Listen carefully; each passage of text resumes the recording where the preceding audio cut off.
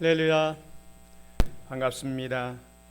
오늘도 예배 자리에 나오신 여러분을 진심으로 환영하고 또 축복합니다. 이제 다 함께 하나님 앞에 예배드리겠습니다. 기도하겠습니다. 너희 모든 성도들아, 여호와를 사랑하라. 여호와께서 진실한 자를 보호하시고 교만하게 행하는 자에게 엄중히 갚으시느니라.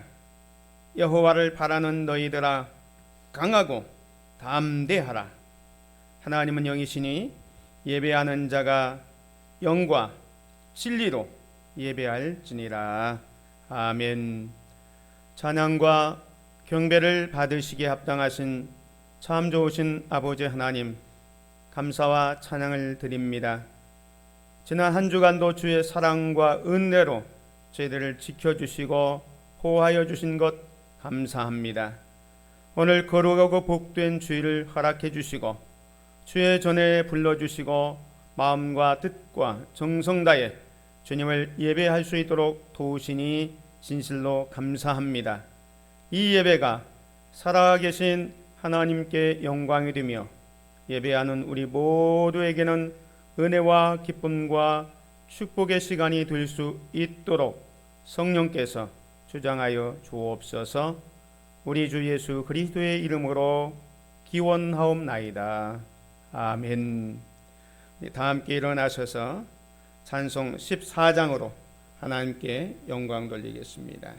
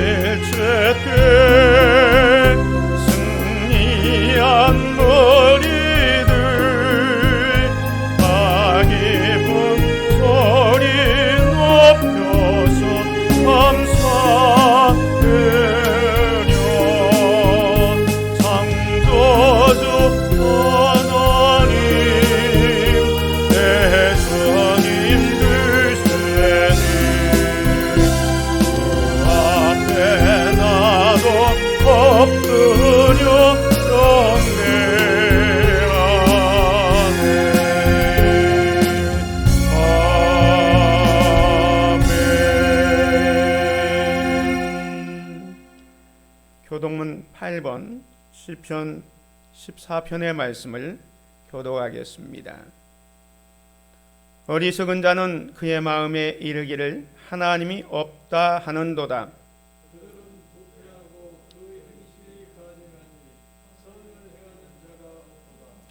여호와께서 하늘에서 인생을 굽어 살피사 시각이 있어 하나님을 찾는 자가 있는가 보려 하신즉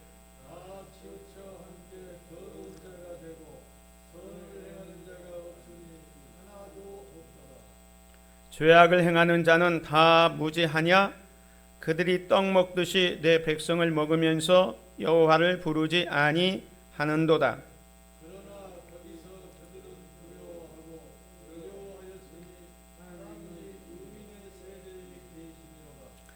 너희가 가난한 자의 계획을 부끄럽게 하나 오직 여호와는 그의 피난처가 되시도다.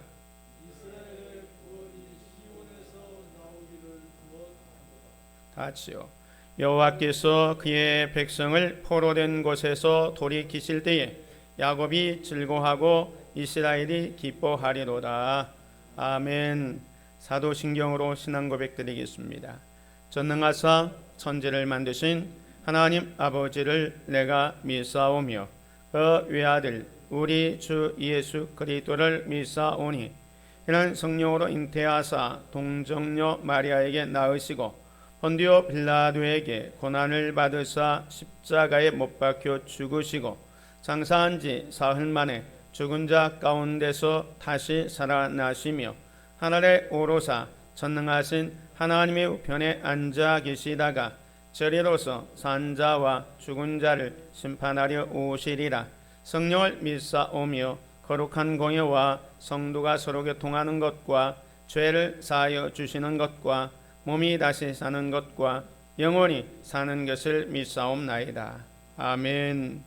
다 같이 자리에 앉으셔서 543장 찬양 드리겠습니다.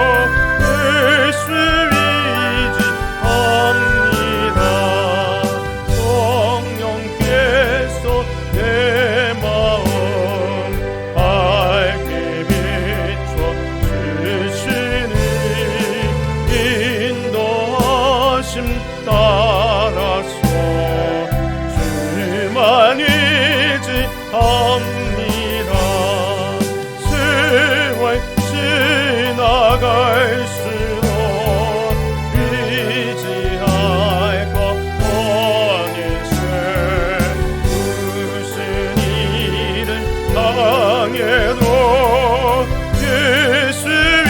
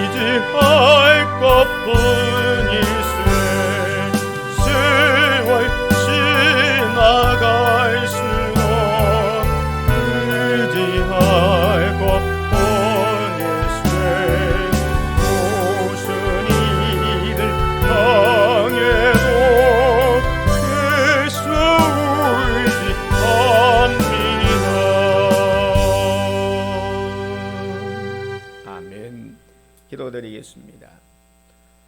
참 좋으신 아버지 하나님, 감사와 찬양을 드립니다. 우리를 사랑하시되 끝까지 사랑해 주시고 때를 따라 돕는 은혜로 함께해 주시니 진실로 감사합니다. 지난 한 주간도 주의 사랑으로 저희들을 눈동자처럼 지켜주시고 보호해 주신 은혜 감사합니다. 오늘 거룩하고 복된 주일을 허락해 주시고 예배의 자리에 불러주시고 주님을 찬양하며 예배할 수 있도록 은혜를 내려주시니 감사합니다. 이 예배를 통하여 하나님 영광 받아주시고 우리는 이 예배를 통하여 하나님의 놀라운 은혜와 사랑과 축복을 경험하는 복되고 귀한 시간이 될 수 있도록 은혜를 베풀어 주시옵소서. 나라와 민족을 위하여 기도합니다.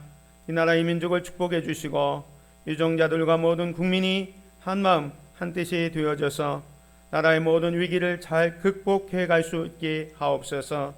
먼저 믿는 우리 그리스도인들이 세상의 빛과 소금의 역할을 제대로 잘 감당할 수 있도록 축복하여 주옵소서. 하나님의 뜻과 섭리 가운데 이곳에 몸된 한숲 우리의 교회를 세워주심에 감사합니다. 말씀과 성령이 충만하고 은혜, 사랑, 기쁨이 충만하여 하나님께서 맡겨주신 복음 증거의 사역을 잘 감당하여 하나님께는 영광이 되고 또 많은 사람들에게 칭찬받는 교회 될 수 있도록 은혜를 베풀어 주옵소서. 세워주신 각 기관과 직분자들이 맡겨진 사명 잘 감당하여 잘했다 칭찬받을 수 있게 하옵소서. 육체의 질병과 아픔 가운데 있는 자들 주님 찾아오셔서 저들을 고쳐주시고 저들에게 큰 은혜를 베풀어 주셔서 건강한 육체로 하나님께 영광 돌릴 수 있도록 은혜를 덧입혀 주시옵소서. 이 시간에 하나님의 말씀을 듣습니다. 우리의 마음의 문이 열려지고 주의 말씀을 아멘으로 화답하고 말씀대로 순종하며 살아갈 수 있도록 은혜를 내려 주옵소서. 모든 것을 주님께 맡기며 예수 그리스도의 이름으로 기도드립니다. 아멘. 하나님의 말씀을 보겠습니다. 하나님의 말씀은 구약 성경 여호수아 2장입니다. 여호수아 2장 1절 말씀에서 14절 말씀 제가 봉독해 드리겠습니다. 여호수아 2장 1절에서 14절입니다. 눈의 아들 여호수아가 시딤에서 두 사람을 정탐꾼으로 보내며 이르되 가서 그 땅과 여리고를 엿보아라 하매 그들이 가서 라합이라 하는 기생의 집에 들어가 거기서 유숙하더니 어떤 사람이 여리고 왕에게 말하여 이르되 보소서 이 밤에 이스라엘 자손 중에 몇 사람이 이 땅을 정탐하러 이리로 들어왔나이다. 여리고 왕이 라합에게 사람을 보내어 이르되 네게로 와서 내 집에 들어간 그 사람들을 끌어내라. 그들은 이 온 땅을 정탐하러 왔느니라. 그 여인이 그 두 사람을 이미 숨긴지라. 이르되 과연 그 사람들이 내게 왔었으나 그들이 어디에서 왔는지 나는 알지 못하였고 그 사람들이 어두워 성문을 닫을 때쯤에 되어 나갔으니 어디로 갔는지 내가 알지 못하나 급히 따라가라. 그리하면 그들을 따라잡으리라 하였으나 그가 이미 그들을 이끌고 지붕에 올라가서 그 지붕에 버려놓은 삼대에 숨겼더라. 그 사람들은 요단 나루터까지 그들을 쫓아갔고 그들을 뒤쫓는 자들이 나가자 곧 성문을 닫았더라. 또 그들이 눕기 전에 라합이 지붕에 올라가서 그들에게 이르러 말하되 여호와께서 이 땅을 너희에게 주신 줄을 내가 아노라. 우리가 너희를 심히 두려워하고 이 땅 주민들이 다 너희 앞에서 간담이 농나니 이는 너희가 애굽에서 나올 때에 여호와께서 너희 앞에서 홍해 물을 마르게 하신 일과 너희가 요단 저쪽에 있는 아모리 사람의 두 왕 시온과 옥에게 행한 일 곧 그들을 전멸시킨 일을 우리가 들었음이니라. 우리가 듣자 곧 마음이 녹았고 너희로 말미암아 사람이 정신을 잃었나니 너희의 하나님 여호와는 위로는 하늘에서도 아래로는 땅에서도 하나님이시니라. 그러므로 이제 청하노니 내가 너희를 선대하였은즉 너희도 내 아버지의 집을 선대하도록 여호와로 내게 맹세하고 내게 징표를 내라.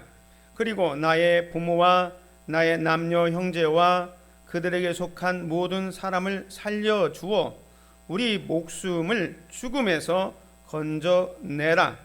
그 사람들이 그에게 이르되 네가 우리의 이 일을 누설하지 아니하면 우리의 목숨으로 너희를 대신할 것이요 여호와께서 우리에게 이 땅을 주실 때에는 인자하고 진실하게 너를 대우하리라. 아멘.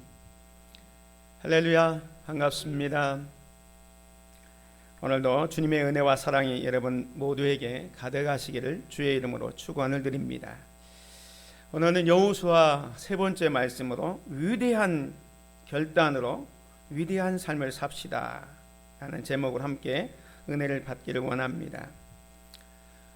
우리 인생은 결단의 연속이다 라는 말이 있습니다. 우리 모두는 하루도 빠짐없이 수많은 결단을 하면서 세상을 살고 있습니다.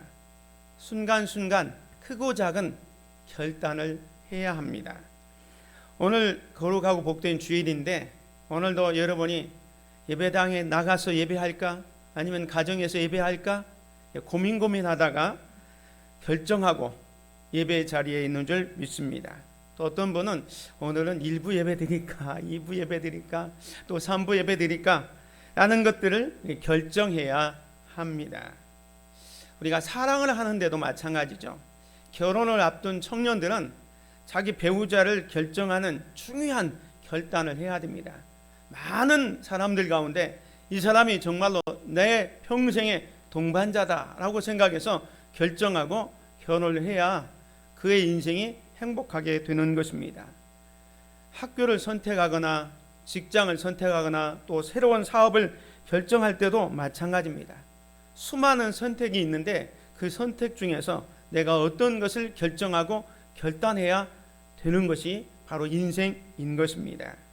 오늘 본문에 보면 위대한 결단을 통해서 위대한 삶을 살았던 한 사람을 찾아볼 수가 있습니다.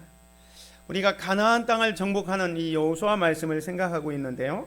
이 약속의 땅 가나안에 들어간 데 있어서 중요한 역할을 했던 사람은 바로 이 여호수아의 주인공인 여호수아라고 볼 수가 있습니다. 모세의 후계자 여호수아가 가장 두드러지게 나타나고 있습니다. 그렇지만 이 가나안 정복에 있어서 가장 중요한 또 결정적인 역할을 한 사람이 있다면 오늘 본문에 나오는 라합이라고 볼 수가 있습니다. 모세가 죽은 후에 새로운 지도자가 된 여호수아는 하나님으로부터 격려와 위로를 받습니다. 강하고 담대하라. 내가 너와 함께 할 테니까 너 이 백성을 이끌고 일어나 약속의 땅으로 들어가라. 하나님께서 여호수아에게 약속을 주셨습니다. 그래서 여호수아는 그 말씀에 입각해서 이제 가나안에 들어가기 위해서 오늘 본문에 보면 시딤에서 두 사람을 선발해서 여리고 땅을 정탐하도록 하게 됩니다. 그래서 두 사람이 외딴 곳에 있는 기생 라합의 집에 들어가서 유숙하게 되지요. 그런데 제대로 활동하기도 전에 들통이 납니다. 그래서 큰 위기를 처하게 되는데 이때 그 여리고 왕이 이미 기생 라합의 집에 정탐꾼이 왔다는 것을 알고 찾으러 왔습니다.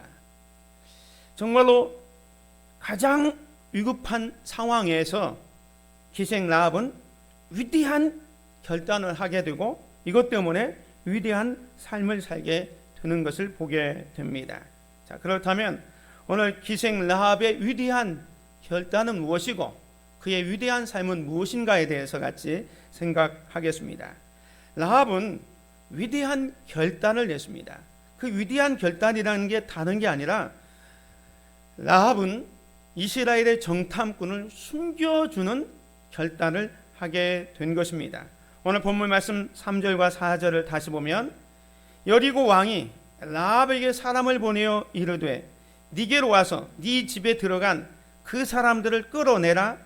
그들은 이 온 땅을 정탐하러 왔느니라.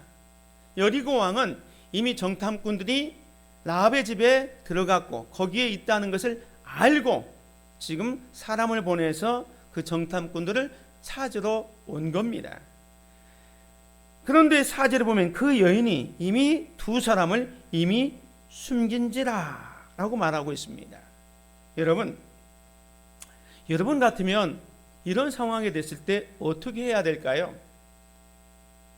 옛날 같으면 간첩들이 내려오면 간첩을 신고하면 상금을 많이 받지 않습니까? 포상금을 많이 받습니다. 지금 라합도 어떻게 보면 이 두 명의 정탐꾼은 간첩 스파이입니다. 그러니까 자기 집에 들어왔을 때 이것을 신고하면 큰 포상을 받을 수 있는 겁니다. 그런데 지금 여리고의 왕이 모든 사실을 다 알고 자기 집에 수색대를 보내서 그 두 명의 정탐꾼을 내놓으라 라고 이야기하고 있는데 이 절대절명의 위기의 순간에 라합은 위대한 결단을 했다는 거예요. 그게 뭐냐면 정탐꾼을 숨겨주는 결단을 하게 된 것입니다. 만약에 자기가 이 정탐꾼을 숨겨준 것이 발각되면 어떻게 됩니까? 자기뿐만 아니라 자기의 가족들, 일가 친척들 다 어려움을 당할 수밖에 없는 것입니다. 이렇게 엄청난 위기 순간에 이 라합은 위대한 결단을 했다는 거예요. 그 위대한 결단이 뭐냐면 이 두 명의 정탐꾼들이 왔지만 단순히 이 두 명의 정탐꾼을 어떻게 보았냐면 이스라엘의 정탐꾼, 특별히 이스라엘의 하나님이 보낸 걸로 알았던 겁니다. 그래서 이 라합은 그 당시에 소문이 자자했던 이스라엘의 하나님 편에 서기로 결단을 한 겁니다. 그래서 대답을 하기를 4절 후반절에 보면 과연 그 사람들이 내게로 왔었으나 그들이 어디서 왔는지 나는 알지 못하였고 하면서 거짓말로 이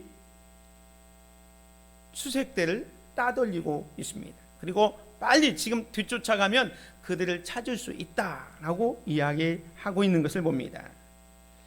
신앙이 뭡니까? 신앙은 자신이 믿는 하나님께 생명을 거는 행위입니다. 이것이 믿음입니다. 지금 이 라합은 두 명의 정탐꾼을 숨겨주는 것이 어디에서 왔느냐? 바로 하나님을 믿는 믿음에서 이 결단을 했다고 볼 수가 있습니다. 하나님을 믿는 믿음의 결단이라는 겁니다. 그걸 어떻게 알 수 있느냐? 히브리서 11장에 보면 믿음장이라고 그러잖아요.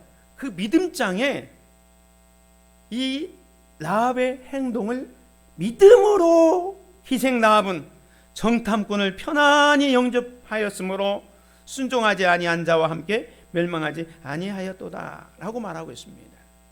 오늘 이 라합이 두 명의 정탐꾼을 숨겨준 것이 믿음의 행위였다라고 기록하고 있다는 겁니다. 다시 말해서 이 라합이 이렇게 할 수 있었던 것은 라합의 단순히 숨겨준 그 행동뿐만 아니라 그 이후에 두 명의 정탐꾼과 대화하는 과정 속에서 이 라합의 믿음을 알 수가 있습니다. 9절과 10절에 보면 이제 정탐꾼을 찾으러 왔던 군사들이 떠난 다음에 이 라합이 옥상으로 올라가서 자기가 숨겨둔 두 명의 정탐꾼과 같이 대화를 합니다. 말하되 여호와께서 이 땅을 너에게 주신 줄을 내가 아노라. 우리가 너희를 심히 두려워하고 이 땅 주민이 다 너희 앞에서 간담이 녹았나니 이는 너희가 애굽에서 나올 때에 여호와께서 너희 앞에서 홍해의 물을 마르게 하신 일과 너희가 요단 저쪽에 있는 아모리 사람의 두 왕 시온과 오게게 행한 일 곧 그들을 전멸시킨 일을 우리가 들었음이니라. 라합은요 이스라엘 백성의 소문을 들었어요. 애굽에서 종노릇 하던 이스라엘 민족이 거기서 출애굽해서 홍해를 건넌 이야기를 들은 거예요. 그 물이 철철 넘치는 홍해를 가르고 홍해물을 마르게 하신 그 사건을 이 라합은 여호와께서라고 합니다. 여호와께서 너희 앞에서 홍해물을 마르게 하신 일과 그 다음에 요단강을 건너기 직전에 그 아모리 사람의 두 왕 시온과 옥에게 행한 그 전쟁의 이야기를 들은 거예요. 듣고는 뭐라고 얘기합니까? 11절에 보면 우리가 듣자 곧 마음이 도갔고 너희로 말미암아 사람이 정신을 잃었나니 너희의 하나님 여호와는 위로는 하늘에서도 아래로는 땅에서도 하나님이시니라. 이 라합은 이스라엘의 하나님을 향한 신앙의 고백을 하고 있는 거예요. 단순히 이스라엘 백성들의 그 승전보를 보고 감탄하는 정도가 아니라 그렇게 인도해 주신 하나님을 고백하고 있다는, 이게 라합의 믿음인 겁니다. 결정적인 순간에 두 명의 정탐꾼을 숨겨준 이유가 뭐냐? 하나님을 향한 믿음이 있었기 때문에 이것이 가능했다라는 것입니다.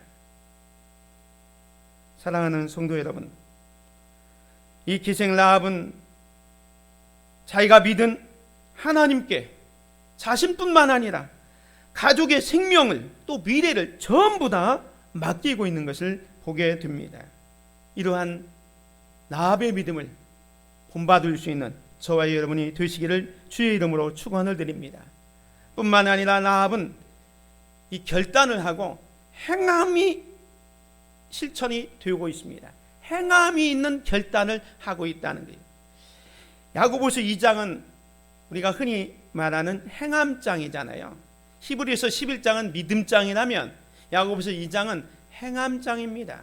거기에서 이 라합의 행동을 또 칭찬하고 있습니다.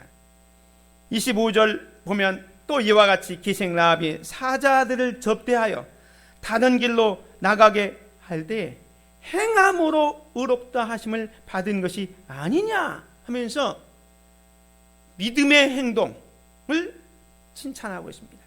그 믿음이 행함으로 이루어졌다라고 말씀합니다. 당시에 이스라엘 백성들의 그 소문을 라합만 듣는 게 아니었잖아요.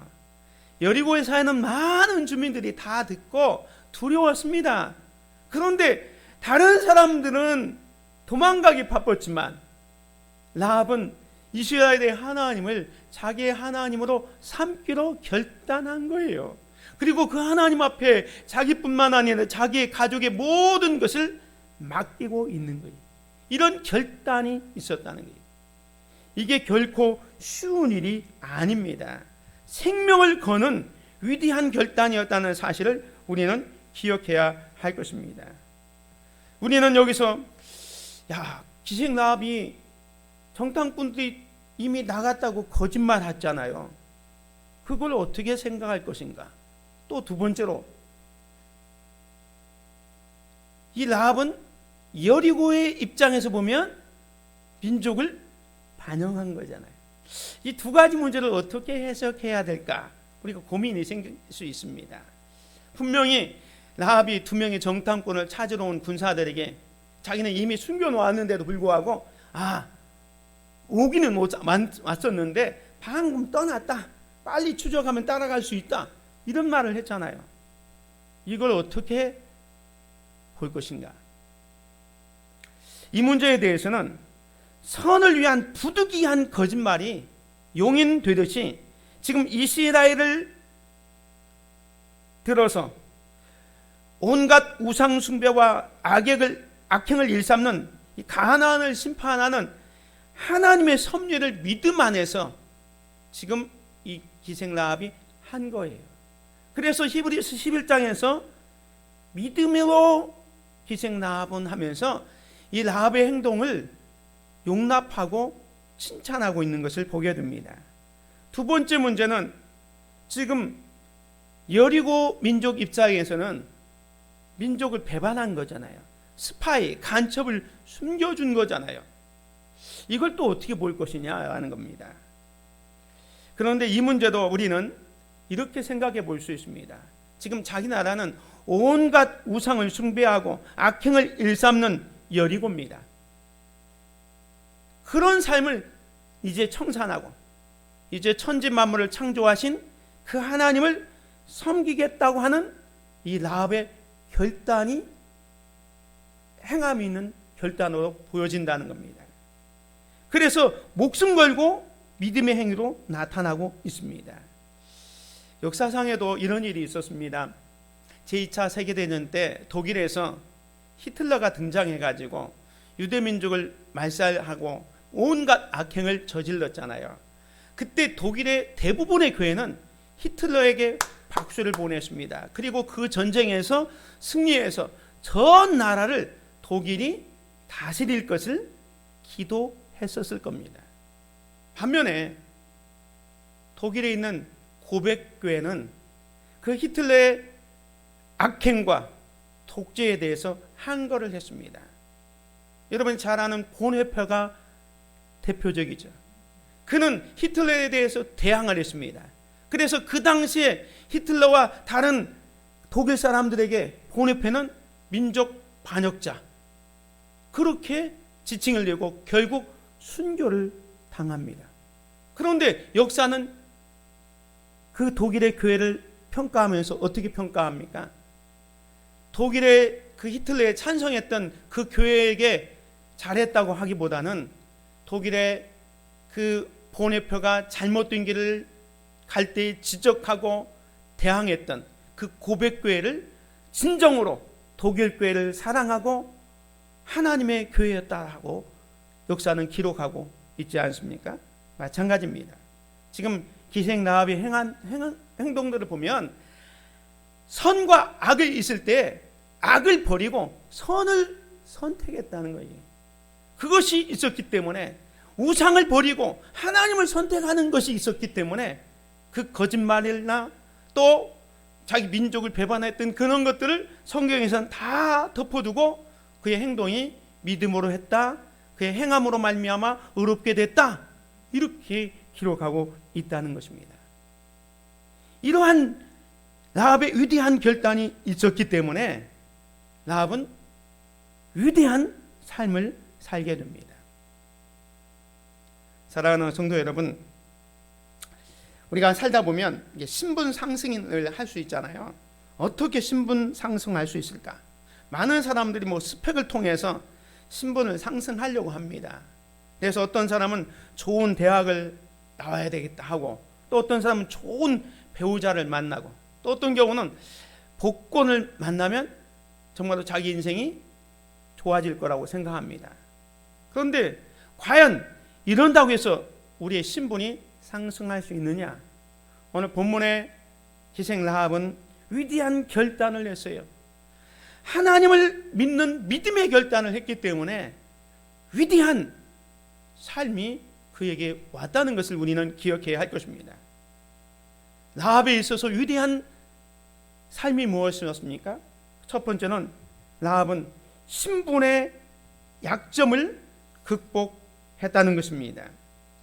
라합이 가지고 있었던 약점 가운데 하나는 뭐냐면, 오늘 본문 말씀 1절에 보면 눈의 아들 여호수아가 시딤에서 두 사람을 정탐꾼으로 보내며 이르되 가서 그 땅과 여리고를 엿보라 하며 그들이 가서 라합이다 하는 기생의 집에 들어가 거기 유숙하더니 라고 했습니다.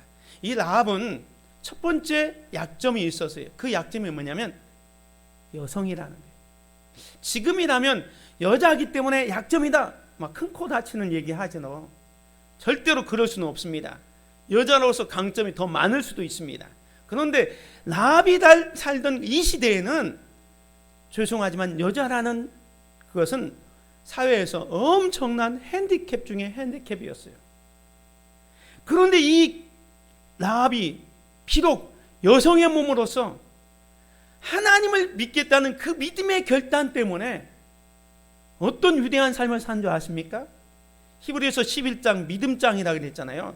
그 믿음장에 많은 사람들의 그 믿음이 나오는데 딱 두 사람 여자 이름이 등장합니다. 많은 믿음의 사람들 중에서 딱 두 사람이 믿음의 여자가 등장하는데, 한 사람은 아브라함의 아내 사라, 그 다음에 두 번째가 라합이에요. 그 히브리서 11장 믿음의 사람들을 기록하는 가운데 아브라함의 아내가 사라 이름이 딱 등장하고 그 다음에 라합의 이름이 등장합니다. 여러분, 여성으로서 성경에, 그것도 히브리서 11장 믿음장에 그렇게 분명하게 기록될 수 있다는 게 뭡니까? 지금 라합은 하나님을 믿는 위대한 결단을 했기 때문에 이런 위대한 삶을 살게 되었다는 거예요. 뿐만 아니라 이 라합에게는 어떤 약점이 있었냐면 이방인이에요. 이방인. 지금 이스라엘 백성들은 출애굽에서 자기 민족과 또 이방 민족, 특별히 가나안 족속들은 하나님께서 다 진멸하라는 그 명령을 가지고 출발했기 때문에 여리고에 사는 모든 사람은 다 진멸, 다 죽을 수밖에 없습니다. 때문에 자기가 여리고 사람, 이방인이라는 이건 엄청난 핸디캡이에요. 이스라엘 백성들이 오면 자기는 반드시 죽는 거예요. 왜? 여리고에 산다는 것 때문에, 이방인이라는 것 때문에, 이스라엘 백성이 아니라는 것 때문에 죽을 수밖에 없는 거예요. 그런데 이 라합이 비록 자기는 여리고 사람, 이방인이지만 이스라엘 백성들의 믿는 그 하나님을 믿기로 결정한 거예요. 그 믿음의 결정 때문에 자기가 살게 되잖아요. 자기 가족도 살잖아요. 또 그 이방인이라는 약점을 극복했고요. 세 번째 약점은 뭐냐면, 여기 보면 기생이라는 단어가 나옵니다. 라합이라 하는 기생의 집에 들어가 거기 유숙하더니, 성경에 보면 라합의 이름 앞에 늘 꼬리표처럼 붙어 다니는 게 기생이라는 말입니다. 라합 시대는 물론이고 지금도 이 기생이라는 말이 그렇게 좋은 단어가 아니잖아요. 우리말에는 기생, 좋은 단어로 표현되어 있었습니다. 그런데 순화된 표현인데 좀 노골적으로 표현하면 매춘부, 창녀라고 볼 수가 있습니다. 우리 입에서 또 거룩한 성경에서, 이 강단에서 쓰기가 정말로 거북한 그런 직업을 가진 사람이 이 라합이었어요. 왜 라합이 이런 직업을 가졌는지는 성경에서 말하고 있지 않습니다. 그것은 이 라합의 과거가 그렇게 중요하지 않다는 겁니다. 중요한 것은 그가 하나님을 만났다는 거예요. 기생도 하나님을 만날 수 있다는 거죠. 아무리 추하고 아무리 더러운 과거가 있더라도 다 용서받을 수 있다는 겁니다.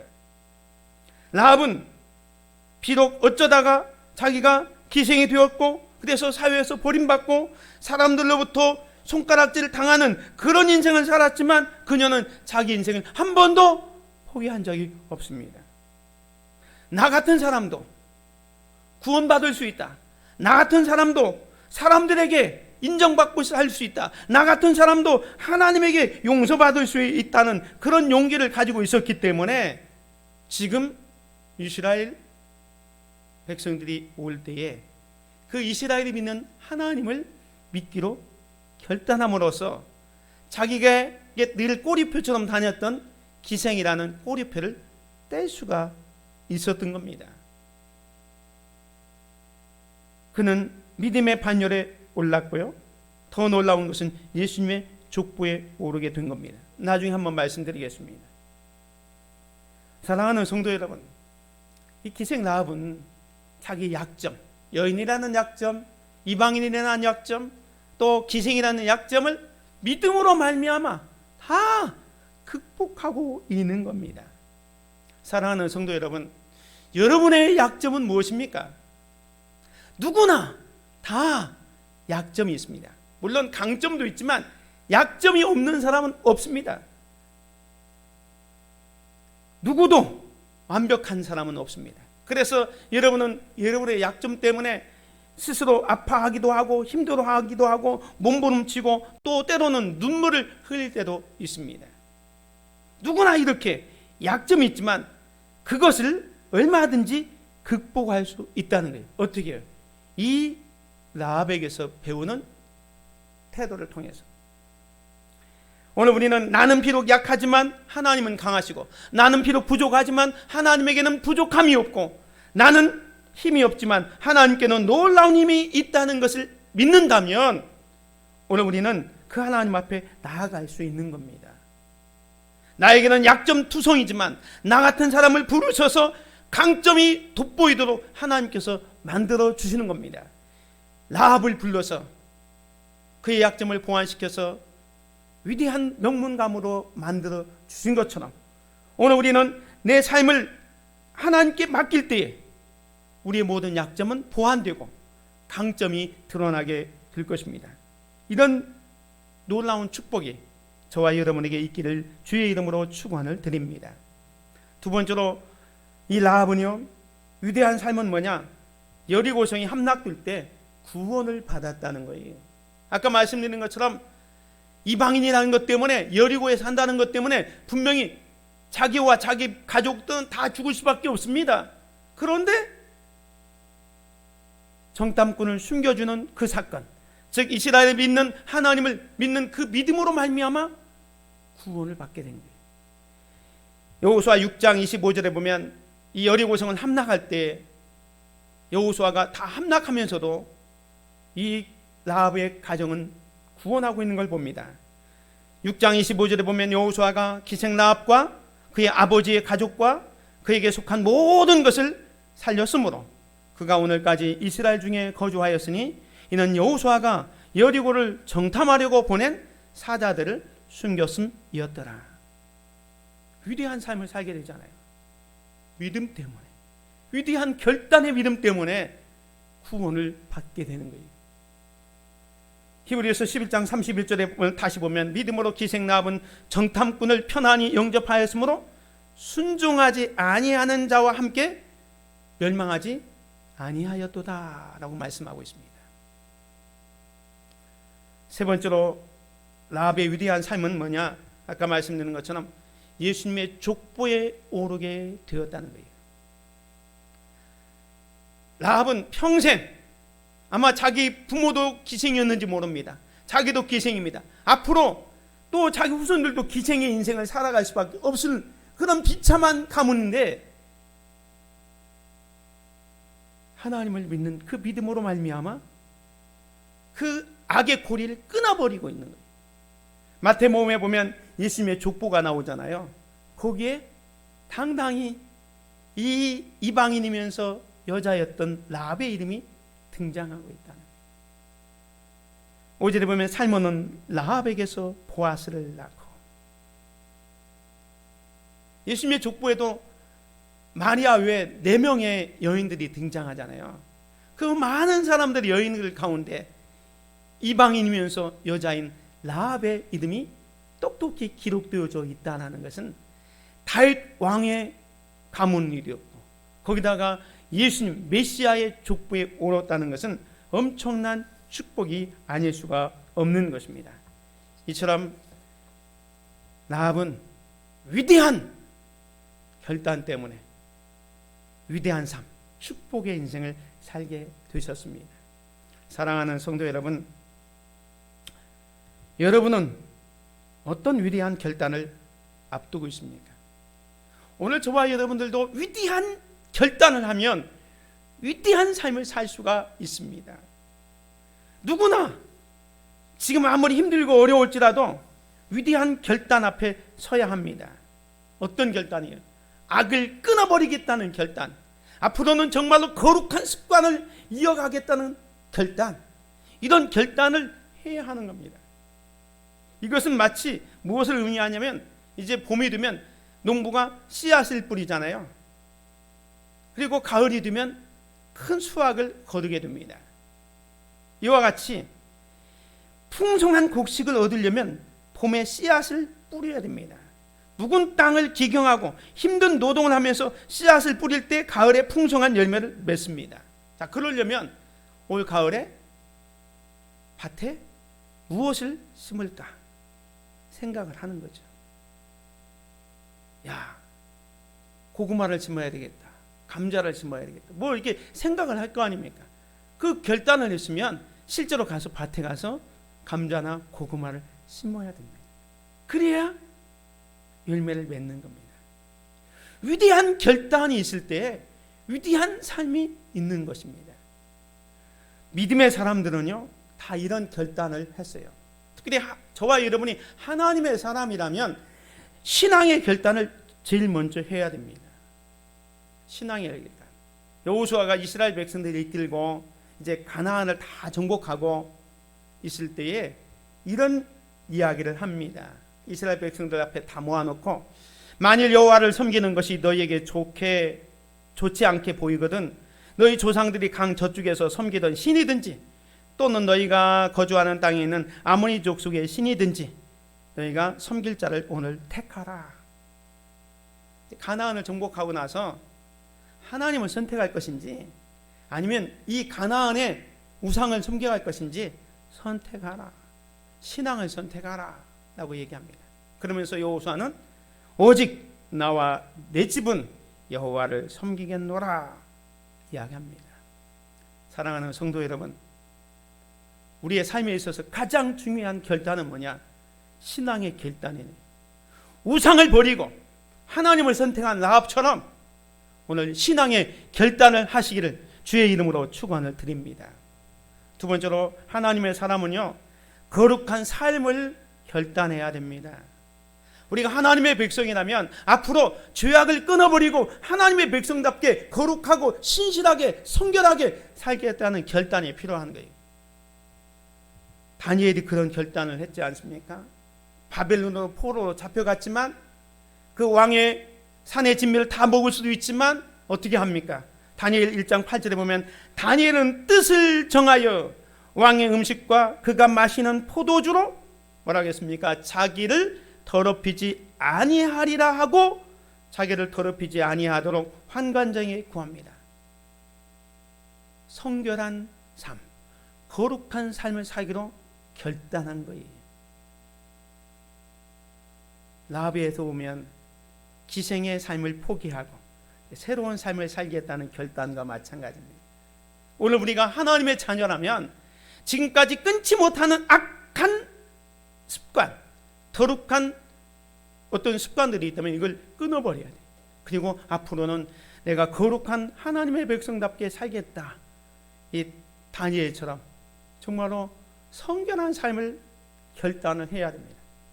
그런 결단을 해야 합니다. 에베소서 4장 22절에 보면 너희는 유혹의 욕심을 따라 썩어져가는 구습을 따르는 옛사람을 벗어버리고 오직 너희의 심령이 새롭게 되어 하나님을 따라 의와 진리의 거룩함으로 지으심을 받은 새 사람을 입으라 그랬습니다. 우리 하나님의 자녀잖아요. 주의 백성이잖아요. 거룩한 삶을 결단해야 합니다. 세 번째로는 하나님의 사람은요, 현재보다 미래를 보고 결단을 해야 됩니다. 히브리서 11장에 보면 모세가 바로의 공주의 아들이라 칭함받기를 거절합니다. 그냥 왕궁에서 편안하게 살 수 있지만 도리어 하나님의 백성과 함께 고난받기를 잠시 죄악의 낙을 누리는 것보다 더 좋아하고 그리스도를 위하여 받는 수모를 애굽의 모든 보화보다 더 큰 재물로 여겼으니 이는 상 주심을 바라봅니다. 현재의 삶보다는 미래를 바라보기 때문에 그런 위대한 결단을 하고 있는 거예요. 라합도 마찬가지입니다. 스파이, 간첩 두 사람 신고해서 포상금 받는 것보다 그들을 숨겨주면 더 큰 은혜, 더 큰 사랑, 더 큰 축복이 있다는 것을 알았기 때문에 그런 위대한 결단을 할 수 있었던 겁니다. 우리 눈앞에 있는 조그마한 이익보다 정말로 먼 미래를 바라보면서 결정을 해야 될 것입니다. 또 하나님의 사람은요, 의를 위해서 일사가구의 결단을 해야 됩니다. 의를 위해서는 죽음을 불사하는 결단을 해야 됩니다. 라합이 그랬다 그랬잖아요. 자기가 정탐꾼을 숨겨준 것이 발각되면 자기는 죽고 자기 가족들 다 몰살당할 수 있습니다. 그런데 여리고의 우상과 악한 것들에 동조하기보다는 거룩하고 선한 하나님 편에 서기로 했던 거예요. 아까 말씀드린 독일의 고백교회가 히틀러에 대항해서 저항했던 것처럼 비록 자기 민족이지만 잘못된 것은 잘못됐다고 지적하는 그 일사가구의 정신이 필요하다는 거예요. 에스더가 그런 사람이었습니다. 에스더 보면 그 모르드게를 죽이려고 하만이 계획했을 때에 자기 민족이 이제 하루아침에 다 몰살 위기에 처해 있었잖아요. 그때 에스더가 어떻게 합니까? 15절과 16절을 보면 에스더가 모르드게에게 회답하여 이르되 당신은 가서 수산에 있는 유다인들을 다 모으고 나를 위하여 금식하되 밤낮 3일을 먹지도 말고 마시지도 마소서. 나도 나의 시녀와 더불어 이렇게 금식한 후에 규례를 어기고 왕에게 나아가 니니 죽으면 죽으리이다. 일사각오입니다. 의를 위해서는 죽음도 불사하면서 결단해야 됩니다. 사랑하는 성도 여러분, 위대한 결단으로 위대한 삶을 사시기를 주님의 이름으로 축원을 드립니다. 이 위대한 결단, 아까 말씀드린 건 결코 쉬운 것은 아닙니다. 그러나 신앙의 결단, 거룩한 삶을 위한 결단, 그리고 일사각오의 정신을 가지고 이 결단하면 반드시 위대한 삶이 있다는 사실을 기억하시기 바랍니다. 이 길은 정말로 힘든 겁니다. 그래서 예수님께서 이런 말씀을 하셨습니다. 좁은 문으로 들어가라. 멸망으로 인도하는 문은 크고 그 길이 넓어 그리로 들어가는 자가 많고 생명으로 인도하는 문은 좁고 그 길이 협착하여 찾는 자가 적음이니라. 사람들 따라서 가기보다는 믿음의 길, 생명의 길 가는 저와 여러분들, 그래서 위대한 결단으로 위대한 삶 살아가는 귀한 성도들 되시기를 주님의 이름으로 축원을 드립니다. 은혜로우신 아버지 하나님 감사합니다. 오늘도 라합의 삶을 통해서 그의 위대한 결단과 그의 위대한 결단이 가져온 위대한 삶을 살펴보았습니다. 오늘 우리들도 이 땅을 살아가면서 많은 선택과 결정을 해야 할 때 정말로 악보다는 선을 선택하고 우상보다는 하나님을 선택하고 현재보다 미래를 보면서 정말로 일사각오의 정신으로 위대한 결단을 할 수 있게 하여 주시옵소서. 그래서 하나님께서 준비해 놓은 놀라운 은혜와 축복을 누리며 살 수 있도록 축복하여 주옵소서. 예수 그리스도의 이름으로 기도드립니다. 아멘. 찬송 586장 찬양드리겠습니다.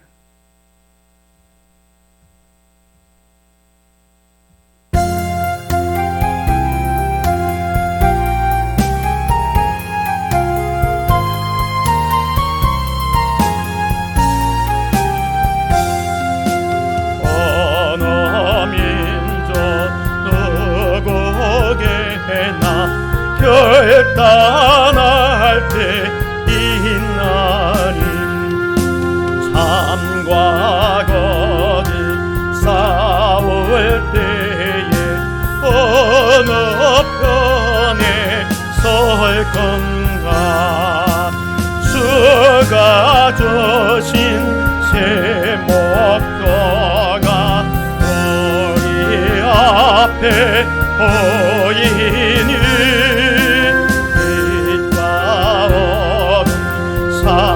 사이에서 선택하며 살리라.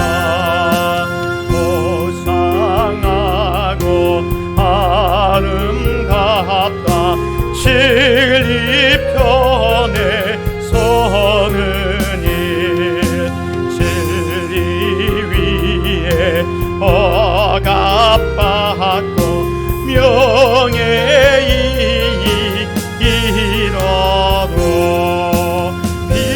비겁한 자 물러서나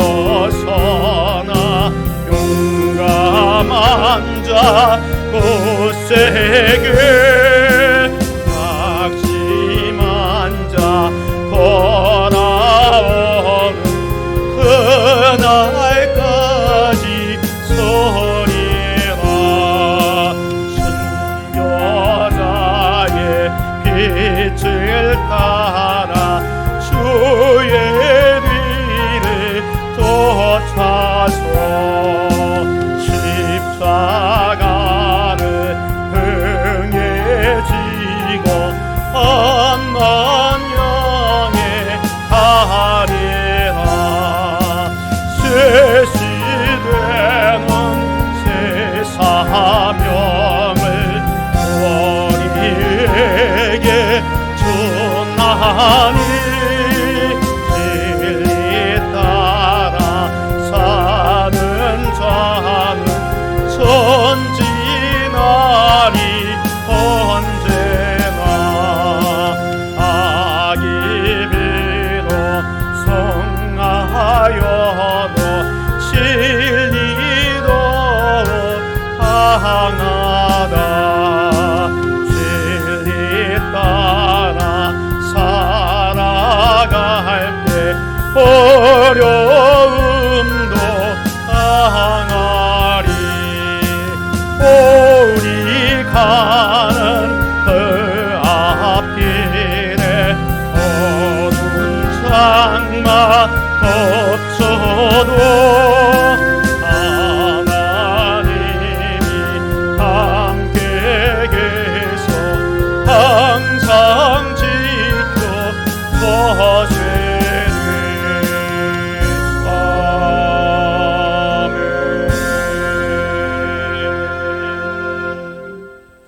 은혜로우신 아버지 하나님 감사합니다.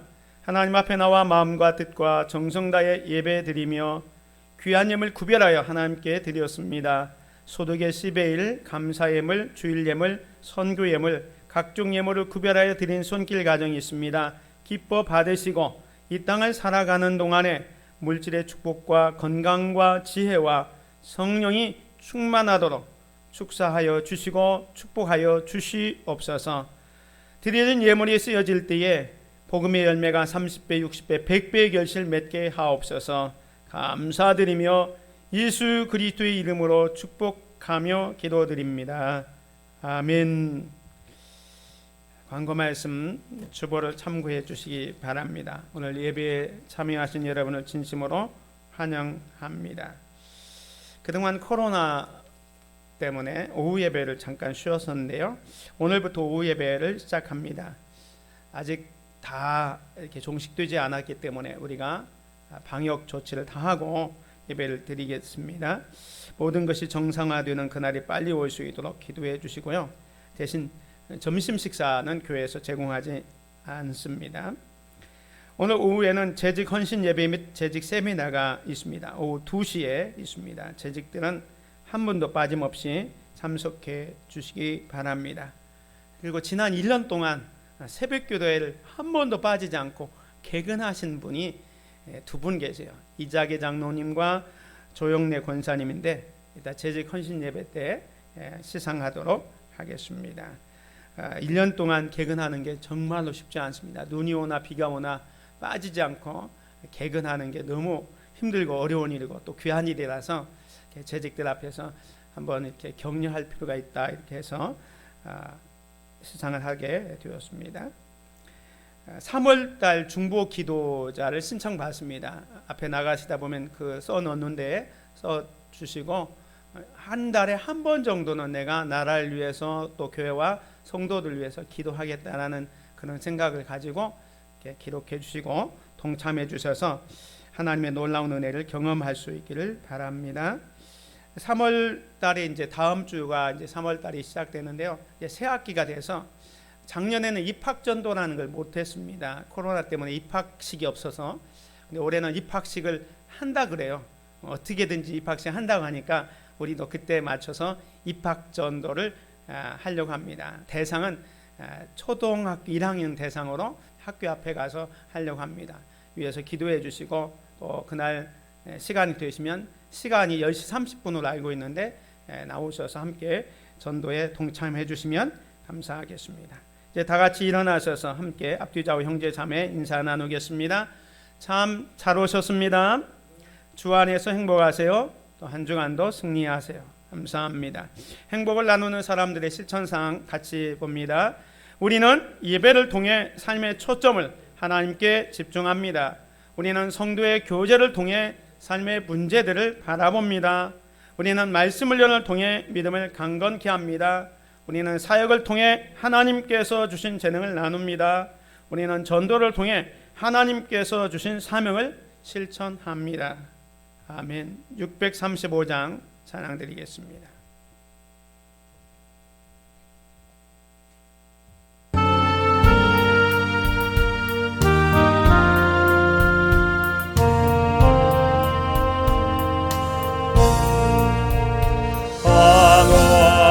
하늘에 계신 아버지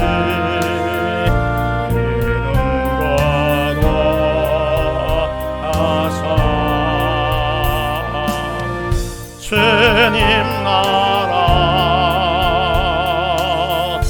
임하시고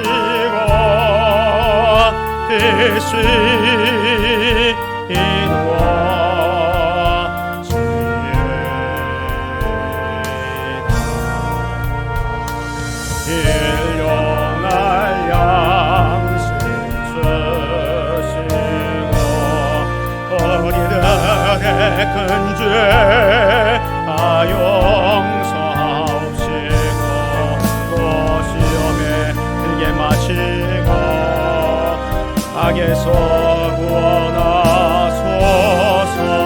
대개 주의 나라 주의 권세 주의 영광 영원히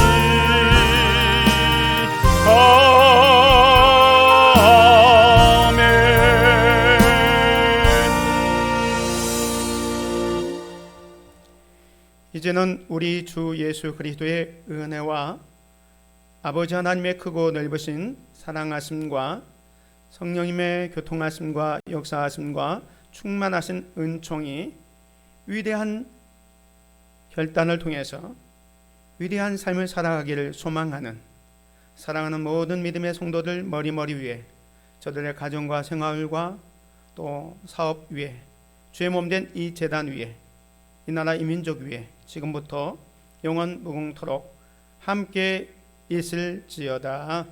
아멘.